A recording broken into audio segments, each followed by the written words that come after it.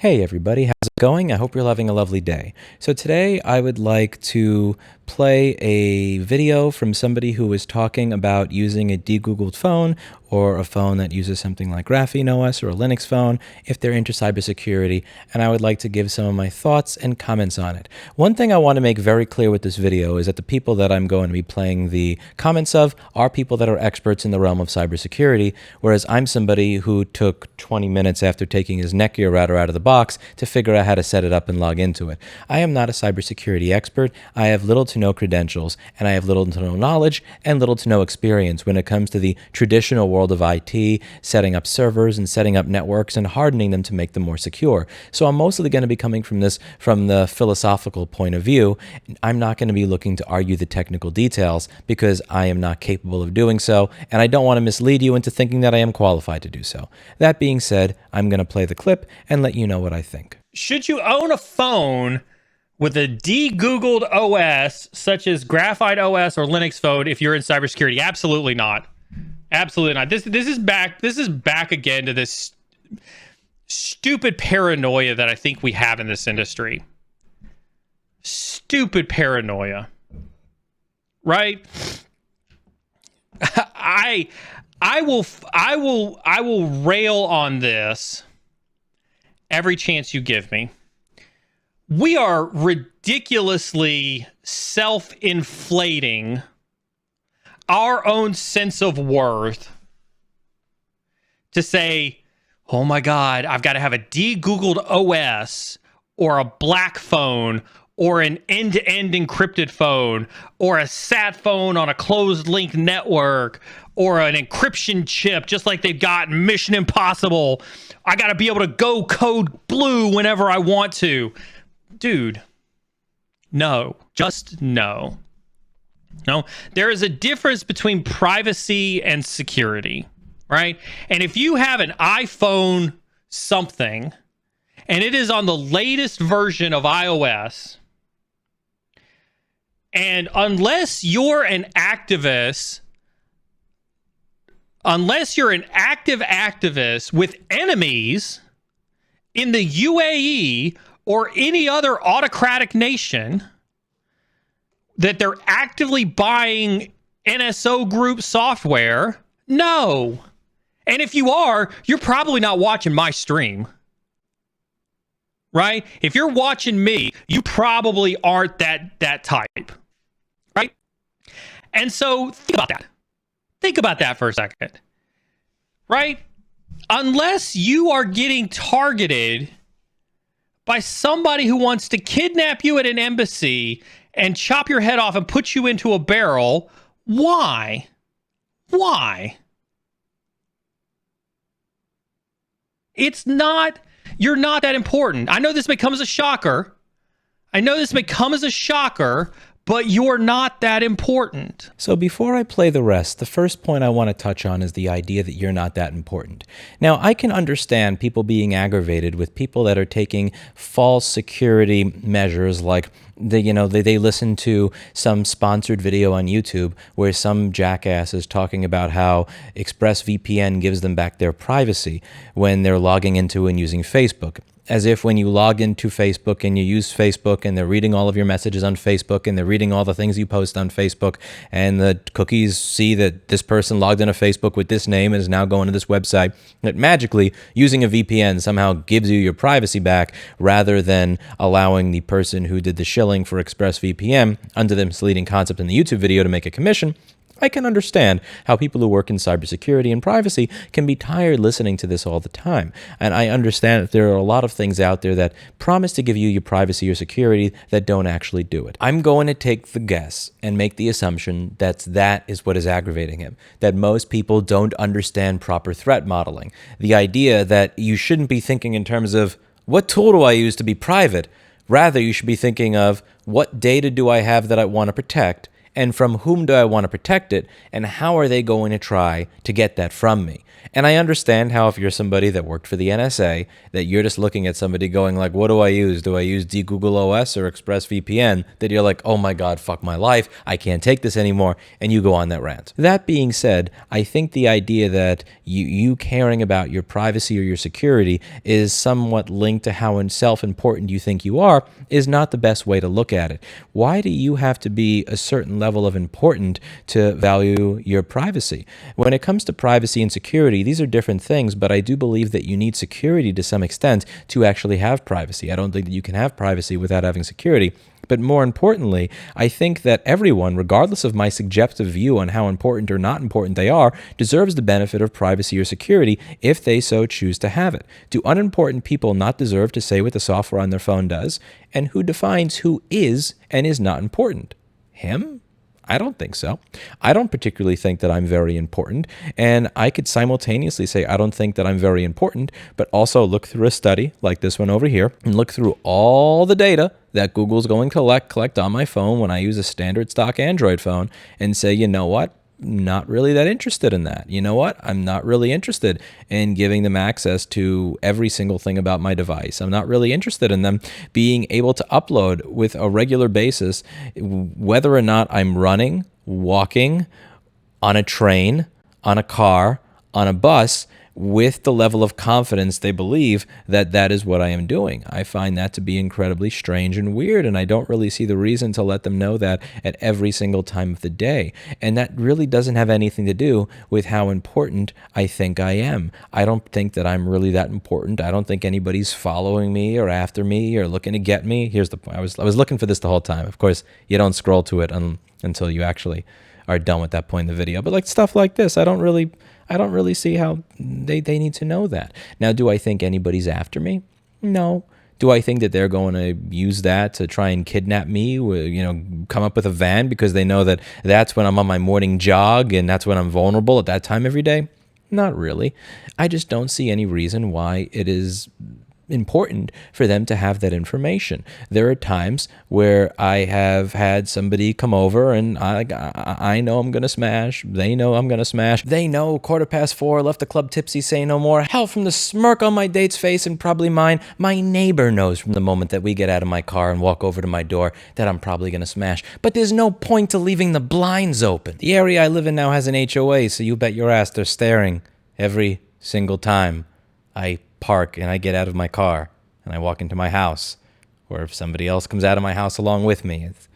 It's one of the lovely parts of living on a block with an HOA. But I digress. There's no reason for my neighbor, even if he knows what's going to go on, even if I am not important, again, I am not the king of the world, I am a piece of shit MacBook repairman, even if I'm not that important, I believe that I'm important enough to myself to have earned and deserve the right to some privacy, that I've earned the ability and the right to close the blinds in my room before I engage in private activity, that I've earned the right for that person to not see into my house. And that's what I'm doing with my phone. I'm not crazy important. I'm not a crazy paranoid person. I'm simply deciding, you know what? I'm going to close the blinds. There's no reason for you to see all of this and guess what I'm doing at every point of the day and then upload it so that you could come up with. There's no reason for you to see it. Am I harmed by the fact that my neighbor sees me having sex? Not really. But why? Why? Why would you want to look in? Why do I want to broadcast that? It's weird. And I think that it's completely healthy for somebody to have that type of attitude towards their technology, particularly when their technology is doing a lot more than just looking through the blinds. Further, it's not even necessarily about the privacy. It's just about, as a user, setting a different precedent. When you sell me this piece of hardware, I get to choose what runs as a privileged app on it, not you. I get to choose what the permissions are of this particular background service, not you. I get to choose whether it's going to send this stuff out all the time, not you. And I think that there's nothing particularly wrong with that. And above all, at the end of the day, who defines important? I don't really care if somebody else thinks I'm important or not important. I don't think that somebody else's subjective view of whether or not I'm an important person or whether or not I matter determines whether or not I close my blinds, whether or not I, lock my email, or whether or not I decide to not let my neighbor go through my drawers in my house and look through my things. Okay.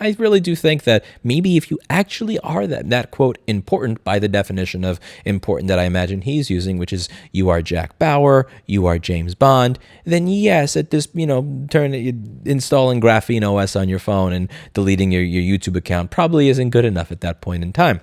But for most everyday users, I think that they're simply looking to not have this collected on them every single day simply because it's creepy. Again, is this person going to be tossed into a van as a result of all this type of data being collected on them at every single day? Are they going to have their life threatened? Are they going to get fired? Probably not. That's probably not what's going to happen to them.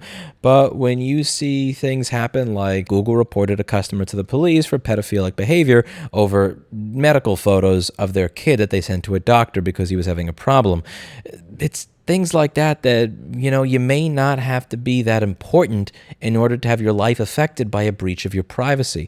I'm not saying this to insult the gentleman who was affected by this in any way, and I truly don't mean it that way. That's why I'm prefacing it this way. I don't think he was that important. He wasn't a politician. He wasn't a spy. He wasn't the CEO of a Fortune 500 company. He wasn't a famous artist or anything. He was a normal, average, everyday dude who had his life fucked up because his privacy was violated. You don't have to be the president of the United States or a CEO of a Fortune 500 company or a famous athlete or politician in order to have your life fucked up by the technological equivalent of your nosy HOA neighbor looking through their blinds to see who this new person Lewis is taking home today is. That can screw your life up even if you're a normal pleb. And that's why it matters, even if you're a normal pleb. Now, for 95% of the people out there, they're probably not going to have their life affected to the extent that this gentleman's was as a result of having their privacy violated. But that doesn't make you irrational for wanting to protect your privacy. So that's about that. Let me know what you think in the comments down below. Again, for me, I personally don't believe that my subjective determination on whether or not you are important or not important has any bearing on whether you earned or deserve to seek out privacy and security in your life. And yes, I do really believe that people need to stay away from that false sense of security theater, safety blanket, all this other crap where, again, they're turning on a VPN and logging into Facebook and thinking that I'm just fine. And I can imagine that if you run a cybersecurity channel where you take questions from your audience, you may field stuff like this all day long, and it may drive you to drink, and I completely understand that. But at the end of the day, you don't got to be that important to be affected by this. You could be a normal, average, everyday dude and still have it seriously affect you. Above all, when it comes down to it, this is not like something that you're paying an insane amount extra for. Look, the operating systems that help you achieve this don't cost any money. They will take your donation if you're open to giving them a donation. We gave some of these 5- and 6-figure donations, but at the end of the day, they're free. The only thing the one thing you got to tolerate is using a Google Pixel, which I take it back. That's actually a very steep price to pay. Where are my ports? Where are my slots? But that's it for today. Let me know what you think in the comments down below. And as always, I hope you learned something. And if I've gotten anything wrong with regards to any sort of cybersecurity stuff in this video and you are a cybersecurity expert, please do feel free to correct me. This is not a field where I really know what the hell I'm talking about. I'm just coming at this from a more philosophical point of view rather than a technical point of view because I don't have that level of knowledge. So I'll see you in the next video. Bye now.